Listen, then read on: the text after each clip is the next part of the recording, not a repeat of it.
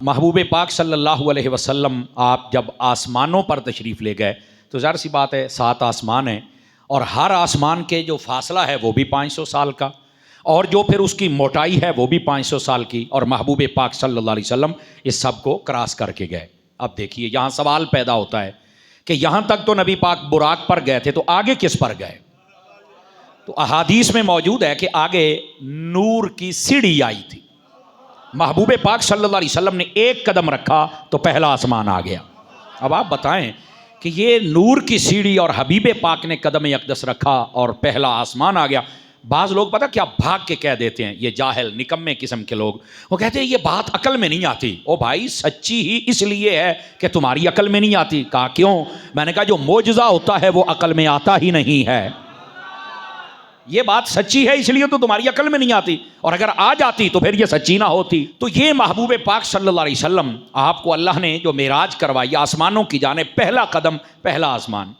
अब यहाँ पर सवाल पता क्या पैदा होता है? देखिए जी, इतना लंबा सफ़र है तो ये साइंसदान भी बताते हैं कि ऊपर एक हवा का बहुत बड़ा खला आता है, यानी ऊपर जाए ना तो एक जगह ऐसी है जहाँ हवा बहुत तेज़ होती है।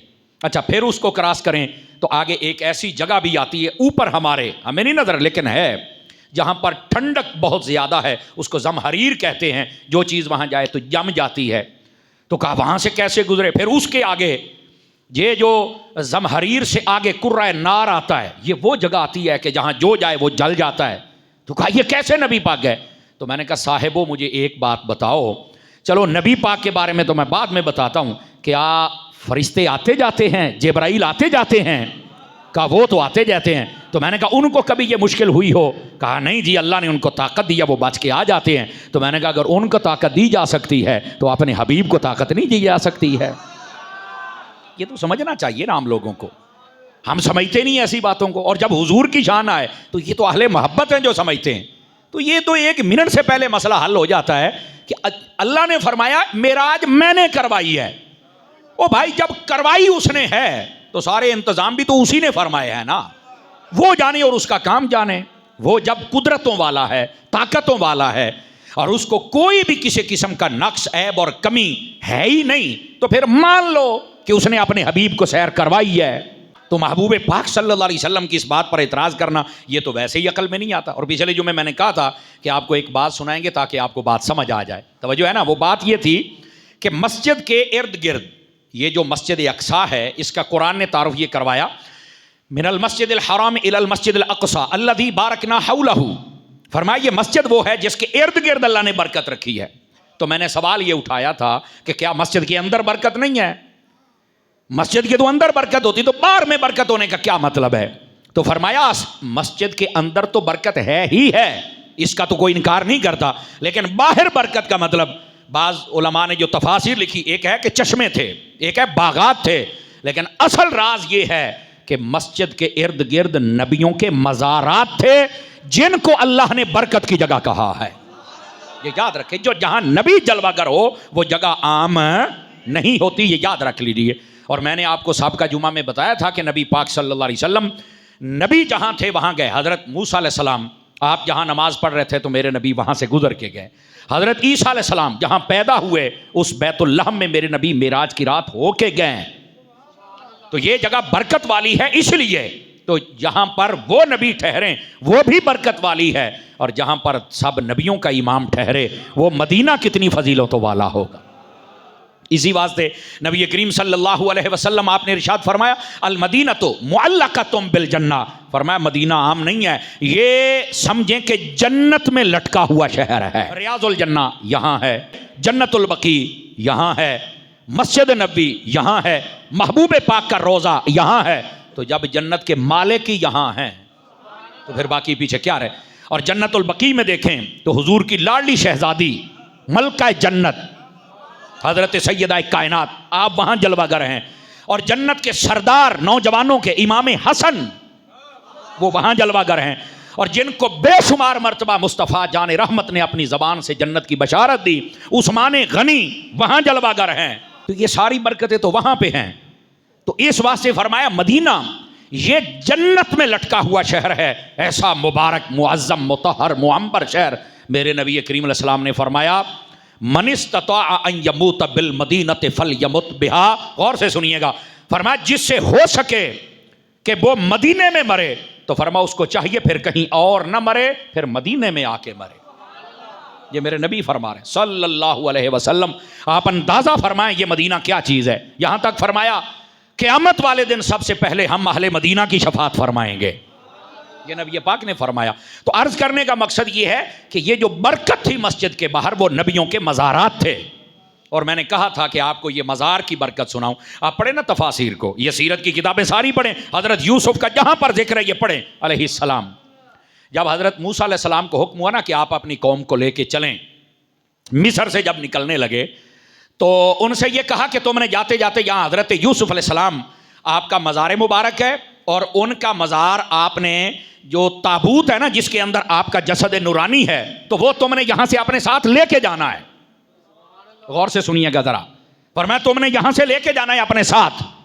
अब वो जो कौम थी वो कौम जब उस ताबूत को और वो जगह जहाँ पर हज़रत यूसुफ अलैहिस्सलाम का जिस्म अक़दस था उसको तलाश करने में परेशान हुए, तो उन्होंने कहा चलो चलते हैं, कोई नहीं।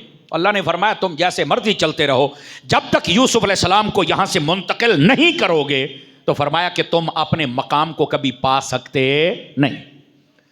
यकीन फरमाइए उलमा ने 40 साल तक की तादाद लिखी है कि वो तलाश करते रहे पर तलाश नहीं कर पाते थे। फिर कहा कि यूसुफ अलैहिस्सलाम आपके जसद नूरानी को निकाला जाए, तो कहा कि कौन है जो बताए। तो एक बुढ़िया औरत मिली, उसने कहा मैं बताती हूँ। मूसा अलैहिस्सलाम को कहा पर मेरी शर्त ये है मुझे हमेशा अपने साथ रखेंगे आप। तो आपने कहा ठीक हो गया जी। हज़रत मूसा अलैहिस्सलाम ने कहा बता। उसने कहा जी ये जो दरिया देख रहे हैं ना इस दरिया के अंदर आपका मज़ार मौजूद है। अब यहाँ पर उलमाए तफसीर ने लिखा है और तारीख में ये बात मौजूद है, वो कहते हैं यूसुफ अलैहिस्सलाम का मज़ार जब दूसरे किनारे पर रखते थे ना तो वो किनारा हरा भरा हो जाता था, इधर वाला सूख जाता था, और जब मज़ार मुंतकिल करके इधर रखते थे तो वो सूख जाता था। लोग कहते हैं मज़ारों वालों का फ़ायदा ही कोई नहीं, तो ये क्या है। तो फिर वहां पर एक सियाना बंदा, उसने कहा दरिया के दरमियान में इनको दफन कर दिया जाए। अब ज़ाहिर सी बात है दरिया कभी सूख जाता है तो दरमियान वाला हिस्सा खाली हो जाता है, थोड़े तक गवाड़ दरिया है तो अंतचान कहा यहाँ दफन कर देते हैं, फिर देखेंगे पानी आए क्या हो, ये अल्लाह की मर्जी है। वहां दफन कर दिया उन्होंने। अब दरिया के दरमियान में यूसुफ अलैहिस्सलाम का मज़ार अक़दस था, इधर वाले भी हरे भरे इधर वाले भी हरे भरे, सबको रिज़्क़ अता किया जाता था। लेकिन वहां से निकालने की हिकमत ये अल्लाह बेहतर जाने। फरमाया कि यहां से तुमने लेके जाना है। उस अम्मा जी ने बताया, मूसा अलैहिस्सलाम ने कौम को कहा, वो गए यूसुफ अलैहिस्सलाम के मज़ार अक़दस को जब निकाला तो फिर आप वहां से तशरीफ लेके गए। तो कहने का मकसद ये मज़ारात की बरकत ही बरकत और फिर नबियों का हो तो वो मैं आपको पहले बता चुका हूं मेरे अजीज मेरे दोस्त, इस वास्ते इन बातों को समझना चाहिए। लेकिन बात मैं कर रहा था कि नबी पाक सल्लल्लाहु अलैहि वसल्लम आपकी ये शान अक़दस कि आप जब गए, ये हवा वाला खला वाला कुर्रा हो या जमहरीर हो या कुर्रा नार हो, जो कुछ भी हो, मुस्तफ़ा जान रहमत एक आनन फानन इन सबको क्रॉस करके सातों आसमान सिदरा, बल्कि अपने रब का दीदार फरमा के फिर दुनिया में जलवागर हुए थे। अब देखिए बस औकात होता है यार ये कैसे हो सकता है कि एक चीज़ ये जनाब वहाँ से गुजर जाए, कैसे हो सकता है। वहाँ पर अगर जमहरीर है तो वहाँ पर जमना है तो जमना चाहिए। बर्फ अगर वहां पर बर्फ की तरह बंदा जम जाता है तो जम जाना चाहिए, फिर ये कैसे गुजर सकते हैं। और अगर कोई आग का कुर्रा है वहां से गुजरे तो बच कैसे गए। मैंने कहा भाईजान ये तो बहुत सारी आज भी निशानियां मौजूद हैं और कुरान मजीद में मौजूद हैं। हजरत उज़ैर अलैहिस्सलाम, ये कुरान मजीद का 3रा पारा 2रा रुकू सारा पढ़ेंगे ना, 2रे और 3रे रुकू में ये वाकया मौजूद है। हजरत उज़ैर अलैहिस्सलाम आप गुजरे, आपने कौम देखी ना जो पहली कौम थी और बर्बाद हुई पड़ी थी, तो आपने कहा ये लोग कैसे उठेंगे, मतलब वैसे ही, हालांकि अल्लाह के नबी हैं, ये शक वाली बात नहीं थी। बहरहाल बंदा किसी की बर्बादी देखे, देखो ना कार का बहुत ज्यादा एक्सीडेंट हो जाए तो बंदा क्या किवें बनेगी यार, एक ज़हन में सवाल आ जाता है, लेकिन कारीगर बना ही लेता है। तो ज़हन में सवाल आ गया ये कैसे उठेंगे। अल्लाह रब्बुल इज़्ज़त ने हजरत उज़ैर अलैहिस्सलाम आप पर 100 साल के लिए नींद को तारी कर दिया। आपके पास सवारी गधा थी, आपके पास खाने पीने का सामान था, पानी भी था, खाना भी था, और आप खुद भी थे। आप सोए 100 साल तक सोए रहे। अब 100 साल के बाद उठे ना तो जो गधा था वो गल सड़ गया, बिल्कुल खाना भी सलामत है, पानी भी सलामत है। तो अल्लाह ने फरमाया हजरत उज़ैर अलैहिस्सलाम से कि बताइए कितना अरसा आपको गुजरा होगा। तो आपने फरमाया ये तो चंद दिनों की बात लगती है। फरमाया 100 साल गुजर गए और देख लो, जैसे तुम कहते हो ना कैसे उठाएंगे, फरमाया गधे को भी हम उठाएंगे। गधा गल से उसको उठाया गया और रह गया खाना। फरमाया ये सलामत है, हम जिस चीज को चाहें खत्म करके उठा दें और जिस चीज को चाहें खत्म होने ही ना दें। वो रब की कुदरत है ना, ये कुरान मजीद में मौजूद है। और यहां पर मैं एक बड़ी अजीब बात आपको अर्ज करूं, तफासिर में लिखा है हजरत उज़ैर अलैहिस्सलाम, आप जब जिस दिन ये वाक़या आपसे पेश आया ना कि आप पर नींद गालिब की अल्लाह रब्बुल इज़्ज़त ने, उस दिन आपका एक बेटा था जिसकी उम्र 10 साल थी और जब आप घर गए तो वो 110 सालों का था। तफासिर पढ़े, ना मिले तो मैं हाजिर हूं। आपकी एक खादमा थी जिसकी उम्र 20 साल थी, जब आप घर गए तो 120 साल की। यानी क्या मतलब, जमाना भी गुजर गया, इतना जमाना गुजर गया, चीजें भी वहां हैं और किसी को पता भी नहीं चला। तो महबूबे पाक जब मेराज पर गए, इसी तरह जहां बचाना था वहां बचाया और जहां जमाने को ठहराना था रब ने ठहराया। मुस्तफा चले भी गए आ भी गए। लोग कहते हैं कैसे हो सकता है, मैंने कहा ये कुरान बताता है ऐसे हो सकता है। ये कुरान ने सारे दलाइल बताए हुए, तो इनकार नहीं करना चाहिए। महबूबे पाक सल्लल्लाहु अलैहि वसल्लम, अल्लाह ने आपको ये शान, ये सारा जहां तो बनाया ही आपके लिए है। आपके लिए शानों को मानने के लिए हमें क्या तकलीफ और आर होनी चाहिए, नहीं होनी चाहिए। हाँ, कुरान से दलाइल और शवाहिद और नज़ायर ये हमें ज़रूर समझने चाहिए। अब जी आग का गुजरा था तो कैसे गुजर गए, आप देखें, अल्लाह जिसको बचाए। हमारे यहाँ भी एक घरों के अंदर एक मशीनरी है जिसका नाम है ओवन, ठीक है जी, जिसके अंदर हम खाना वगैरह गर्म करते हैं। वैसे डॉक्टर कहते हैं इससे बचना ही चाहिए, इसके अंदर जब खाना गर्म किया जाए तो ग़ज़ाई किल्लत ख़त्म हो जाती है, तो इससे बचना चाहिए। बहरहाल कभी गैस ना हो तो वो बिजली के साथ लगाते हैं, वो जनाब अली मिनटां दे चीज़ तत्ती कर दिंदा ही। हालांकि उसके अंदर अगर आप चीज़ रखें ना तो कमाल पता क्या है, ना वो बर्तन को जलाता है ना वो कोई नुकसान करता है, बीच में जो चीज़ आपने कर वो गर्म होगी। कमाल है, वो नू हाथ नहीं पिया लगता ते प्लेट नू मसला ही कोई नहीं। क्या है, कह रहा बस ये टेक्नोलॉजी और साइंस है। मैंने कहा अल्लाह तुम्हें अकल दे दे तो तुम इतनी आग में एक चीज बचा लेते हो, एक गर्म कर लेते हो, तो मेरे हबीब की कुदरत का क्या आलम होगा कि वहां से हबीब गुजरे, बाकी जो जलता है जल जाए पर हबीब पाक को कुछ नहीं होगा। तो ये मानना चाहिए, ये चीजें तो आज हमारे सामने दलाइल और शवाहिद और नज़ायर मौजूद हैं। तो मेरे अजीज, मेरे दोस्त, महबूब पाक सल्लल्लाहु अलैहि वसल्लम आप पहले आसमान पर ही पहुंचे तो हजरत आदम अलैहिस्सलाम से मुलाकात हुई, बात हुई और फिर आपने बड़े अजायबात देखे। वो अजायबात भी जरा गौर से सुनिएगा, अजायब क्या थे। महबूब पाक अलैहिस्सलाम ने एक ऐसी कौम को देखा कि जिनके पेट मकानों की तरह हैं, या बड़ा कोठा होता ना, कोठा मकान, इसकी तरह। वो जहन्नम की आग डाल रहे हैं, निकल रही फिर खा रहे हैं, गंदम का क्या है ये। तो कहा ये वो लोग हैं अपने माल में से ज़कात नहीं देते थे, और बाद रिवायात में है ये वो हैं जो यतीमों का माल खा जाया करते थे। फिर नबी पाक सल्लल्लाहु अलैहि वसल्लम ने एक और अजीब बात देखी, एक छोटा सा सुराख है, वहां से एक बैल निकला है और दोबारा बीच में जाना चाहता तो वो जा नहीं सकता। तो मेरे नबी ने पूछा जिब्राइल ये क्या है, फरमाया आपकी उम्मत के उन लोगों की मिसाल है जो अपने मुंह से बहुत बड़ी बात निकाल बैठते हैं, फिर शर्मिंदगी के बाद वापस लेना चाहते हैं पर वापस ले सकते, इसलिए कहते हैं पहले तोलो फिर शर्मिंदगी क्यों उठाते हो। फिर नबी पाक सल्लल्लाहु अलैहि वसल्लम ने एक मंजर देखा, कुछ लोग हैं अपने जिस्म को नोच रहे हैं अपने नाखनों के साथ। नबी पाक सल्लल्लाहु अलैहि वसल्लम आपने पूछा ये कौन है, वो लोग हैं जो जुल्म और ज्यादती करते थे, चुगलियां करते थे और बदकारियां करते थे। फिर नबी पाक ने एक मंजर देखा, महबूब पाक सल्लल्लाहु अलैहि वसल्लम फरमाया कि एक हंडिया है, उसमें भुना हुआ पका हुआ अच्छा गोश्त है, लोग वो नहीं खा रहे, गंदा सड़ा हुआ बदबूदार गोश्त कुछ मर्द औरतें खा रहे। नबी पाक ने पूछा जिब्राइल ये कौन है, फरमाया आपकी उम्मत के वो लोग हैं जिनके पास अच्छी हलाल तो ये बीवियां थीं या उन औरतों के पास अच्छे शोहर थे। तो वो जो शोहर हैं वो गंदी औरतों के पास जाते थे और जो वो औरतें हैं वो गंदे शोहरों के पास, गंदे लोगों के पास, बदकार ये थे। नबी पाक ने फिर देखा कि एक शख्स है, उसके पास एक गट्ठा है, वो उठाना चाहता है लेकिन फिर खोल के और लकड़ियां डाल रहा है। तो नबी पाक ने फरमाया जिब्राइल ये कौन है, पहला तो उठा नहीं सकता मजीद लकड़ियां डाल रहे। फरमाया आपकी उम्मत के उन लोगों की मिसाल है जो लोगों की अमानतें लेते हैं, वापस दे नहीं सकते, खा पी जाते हैं, उनको चाहिए कि अपनी जान छुड़ाएं किसे, वो और ले लेते हैं। फरमाया ये उन लोगों की मिसाल। फिर हबीब पाक ने एक मंजर देखा, कुछ लोग हैं जिनकी जबानें कैंचियों से काटी जा रही हैं। तो पूछा ये कौन है, फरमाया आपकी उम्मत के फितना परवर खतीब ये आप क्या समझते हैं कि मौलवियों पीरों वाला शोभा ये कोई जनाब अली बचे है जो मर्जी करना 7 कत्ल माफ ने। फरमाया कि इनकी जबानें कैंची से काटी। कौन? जो फितना परवरी करते हैं। अब फितना परवरी का क्या मतलब है?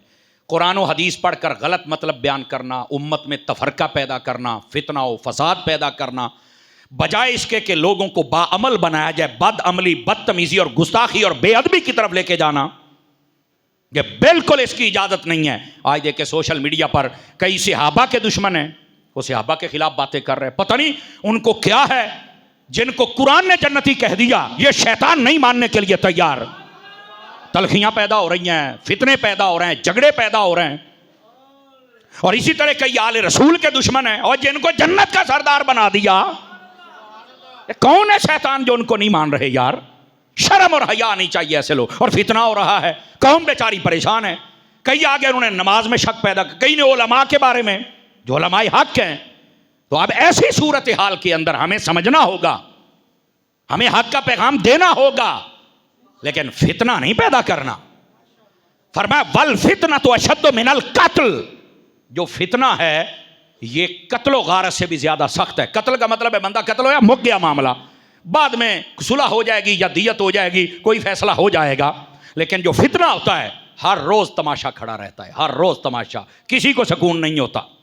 शैतान शैतानी करता ही रहता है, आए दिन उसको नया झूठ सुबह दोपहर शाम बोलना पड़ता है ताकि फितना आग भड़कती रहे। और उस फितने में कितने घर बर्बाद होते हैं, कितने मोहल्ले, कितने शहर, कितने लोग, कितनी इज्जतें, ये किसी ने सोचा तक नहीं होता। एक फितना होता है कहां से कहां चला जाता है। इस वास्ते फरमाया जो फितना है ये ज्यादा सख्त है कत्ल से भी। इस वास्ते फितना पैदा करने वाले लोग, अब मसला ये है जो फितना पैदा करते हैं ना, उनको कोई नहीं पूछता, जो जवाब देते हैं उनको कहते हैं ये देखो मौलाना साहब क्या कह रहे हैं।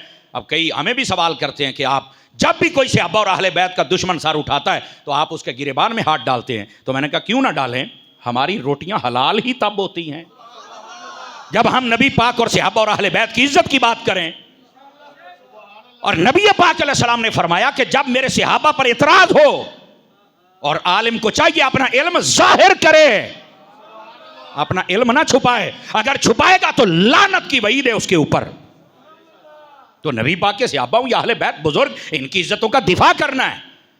और अफसोस इस बात का है कि मुसलमान कहलवाने वाले कई सहाबा के बारे में अपने दिल में शक रहते हैं, कई अहले बैत के बारे में। भाई आपको वैसे ही डूब के मर जाना चाहिए, जो सहाबा और अहले बैत के बारे में दिलों में शक रखते हो, डूब के मर जाना चाहिए। क्यों? ओ भाई ये वो तोहफे हैं सहाबा और अहले बैत, ये वो कमाल के लोग हैं जो अल्लाह ने अपने हबीब को अता फरमाए। अल्लाह ने कोई भी कमजोर और कमी वाली शय अपने हबीब को नहीं दी।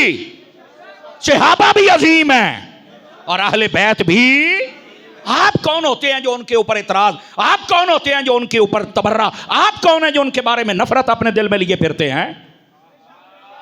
खबरदार, खुदारा मैं नसीहत कर रहा हूं, कभी भी सहाबा और अहले बैत के बारे में कोई भी गलत ख्याल अपने दिल में ना रखना। जुमला बोलना तो बड़ी दूर की बात है। और फिर अफसोस इस बात पर भी होता है, घंटा घंटा हमें तकरीर करनी पड़ती है कि यार सहाबा का कोई कसूर नहीं है, हजरत अबू बकर का कोई कसूर नहीं, हजरत उमर का कोई कसूर नहीं, हजरत उस्मान का कोई कसूर, मौला अली का कोई कसूर नहीं। घंटा घंटा हम तकरीर करते हैं कि इनको बताते हैं मुसलमानों को। यार मर नहीं जाना चाहिए जिनको अभी यही नहीं पता कि हजरत अबू बकर, सिद्दीक, उमर, फारूक इनका कसूर है या नहीं है। मर नहीं जाना चाहिए, वो अंधे हो गए हो, तुम्हें नजर ही नहीं आता कि आज तक मुस्तफा ने इनको अपने साथ रोजे में रखा हुआ है। हम आले रसूल की बात, क्या हो गया? आले रसूल का दिफा करते करते हम घंटा, डेढ़, 2 घंटे तकरीरें करते हैं। ओए आले रसूल का कोई कसूर नहीं है, वो इज्जत वाले हैं। बता किसको रहे? मुसलमान का काफिर होता तो चलो उसे हम बात भी करते, क्या मुसलमानों को समझाएं? यार तुझे तेरे बाप में अच्छाइयां नजर आती हैं, हुसैन के बाप में अच्छाई नजर क्यों नहीं आती है? तुझे तेरी मां की इज्जत का बड़ा फिक्र है, जहरा की इज्जत का फिक्र क्यों नहीं है? मुझे बता ना यार, शर्म नहीं आती है हमें? हम ये मौजू बयान करते हैं। पलीत है वो बंदा, कोई ताल्लुक नहीं है उसका। मैं कहता हूं मुसलमानियत तो दूर की बात, उसका तो इंसानियत से ताल्लुक नहीं है, जो नबी पाक के सहाबा और अहले बैत का दुश्मन है। और मैं आपको नसीहत कर रहा हूं, खबरदार किसी ऐसे पलीत बंदे से कभी ताल्लुक न रखना जो मेरे नबी के सहाबा का दुश्मन हो या नबी की याल का दुश्मन हो। करते हो वादा? बच जाओ कसम खुदा की, वरना कब्र में तुम हजूर को मुंह नहीं दिखा सकोगे। कर रहा हूं, खुदारा अदब और मोहब्बत वाले बनो। 1400 साल पहले गुजर गए, तुम्हें जब पता ही किसी बात का नहीं है, और कुरान उनके कसीदे गा रहा है, हदीसें उनके तराने पढ़ रही हैं, और तुम हो के इतराज कर रहे, बैग खा गए, फलाना खा गया, ढिमकड़, और तू जड़ा बहना बिरामा दा दब्बी बैठा, तू तो वापस कर ले, उन्होंने को ले ली साए असी तमाशे बनाए हुए हैं जनाब। खुदारा मैं नसीहत कर रहा हूं, बच जाइए इन सारी बातों से और अदब और मोहब्बत और इश्क वाले रास्ते पर रहिए। और बिलखसूस आजकल यकीन फरमाइए कई ऐसे बदनसीब और कई ऐसे बदबख्त, यकीन फरमाइए, वो नबी पाक के सहाबी हैं हज़रत अमीर मुआविया, उनकी बड़ी दुश्मनी उनके दिलों में है, और अपने आप को कई पीर और कई शाह कहते हैं। मैंने कहा तेरे जैसे शाने को हम क्या जानते हैं, तुम्हें शर्म नहीं आती? तेरे जैसे मैं गंदे नाले में फेंक के पीछे मुड़ के ही ना देखा, शर्म नहीं आती है? नबी पाक सल्लल्लाहु अलैहि वसल्लम के सहाबा पे बात करते हो। जब अली के बच्चों की सुलह हो गई, हमारी भी हो गई, अल्लाह अल्लाह ते खैर सल्ला, और फिर बस औकात ऐसी तहरीरें लिखी जाती हैं कि हज़रत अमीर मुआविया की अगर शान न बयान किया बंदा मुसलमान नहीं रहता। सोचो, पूरा सोचो। तो मैं क्या जाहिल, और जाहिल मुझे ये बता, अगर कोई शान बयान कर दे तो क्या फिर मुसलमान नहीं रहता? पहले तो मुझे ये बताना। और दूसरी बात, तू क्या समझ रहा है कि हज़रत अमीर मुआविया की दुश्मनी करके तू कोई बंदा रहेगा? और भाई तुमने पढ़ा ही नहीं है, जाहिल, पढ़ा ही नहीं है। कभी पढ़ के देख, हदीसें बताती हैं, उलमा 1400 साल ये तबका उम्मत उलमा का ये बताता है, हजरत अमीर मुआविया का जो दुश्मन बन जाए ना वो जन्नम का कुत्ता होता है। तू कहीं ना क्या बंदा मुसलमान है? मुसलमान तो दूर दी गल है, तू तो बंदा ही नहीं रहता, कुत्ता बन जाना है। इस वास्ते कुत्ता बनने की क्या, पर इतना भौंकते हैं खिंजीर बन जाते हैं। खुदा गर्क करे ऐसों का और अपने आप को सुन्नी, और लानत हो ऐसे लोगों पर जो उनका साथ देने के लिए भागते हैं। शर्म और हया नहीं आती? हम अदब वाले लोग हैं। किसी भी एक सहाबी और किसी भी एक अहले बैत की बंदे की गुस्ताखी हम कभी बर्दाश्त कर सकते नहीं। बस अल्लाह, ये हमारा मोटो होना चाहिए। और यकीन फरमाइए, सादात हूं तो ऐसे हूं ना जो हजरत दाता साहब के नक्शे कदम पर हूं, पीर मेर अली शाह साहब के नक्शे कदम पर हूं, समझ आ रही है? जो हजरत ख्वाजा मोइनुद्दीन चिश्ती अजमेरी जैसे सैयद के नक्शे कदम पर हूं, जो हजरत पीर कंधारी के नक्शे कदम पे हूं। ऐसे सैयद होने चाहिए ना। आप देखो, क्या जमात अली, क्या मेहर अली, क्या गौसे जली, क्या मौला अली, सब ने अदब, प्यार और मोहब्बत का दर, उनकी सुलह हो गई और तुम यहां बैठे हो लड़ाइयां लेके फेसबुकों के ऊपर। अब जिन्होंने खिलाफ बोलना था वो तो बोल नहीं रहे, और सुनियों में छुपे हुए भेड़िए ये काम कर रहे हैं। खुदा बर्बाद करे ऐसों को, और हो रहे हैं। और जो बाकी ज्यादा मामे चाचे मसलक के बनते, हुन बोलो ना, इनको भी दो ना जवाब। अब चुप बैठे, तुम्हारा काम हो रहा है ना। तो यही तो राफजियत है सुन्नियों के अंदर जो छुपी हुई है, और यहां बोलते नहीं है, बाकी सारे ही नजर आते हैं। सलाम पेश करते हैं हजरत पीर सैयद फिदा हुसैन शाह साहब हाफिज़ाबादी को, सलाम पेश करते पीर सैयद मुजफ्फर शाह साहब दामत बरकातुल आलिया कराची वाले को। ये सैयद हैं, और इसके एक लंबी तवील फहरिस्त है। आप पीर सैयद जुल्फ़िकार शाह साहब कराची वाले, उनको देख लें। पीर सैयद मुजम्मिल उमर काज़मी शाह साहब, इनको देख लें। आप सैयद मुशाहिद हुसैन शाह साहब काज़मी, इनको देख लें। एक लंबी फहरिस्त है। यकीन फरमाइए, कसम बखुदा, जो ये बता रहे हैं कि बेअदबियां गुस्ताखियां छोड़ दो, लेकिन पता ही नहीं चल रहा। बचो खुदारा, बचो, वरना मैंने बताया ये कि ज़बानें कैंचियों से काटी जाएंगी। जिन्होंने उम्मत में तफरका किया, उम्मत के टुकड़े किए, कहते इमाम हसन ने सुलह की थी उम्मत को बचाने के लिए। मैंने कहा वो बचा गया, तू क्यों लड़ा रहा है? बता ना जरा, उनकी सुलह हो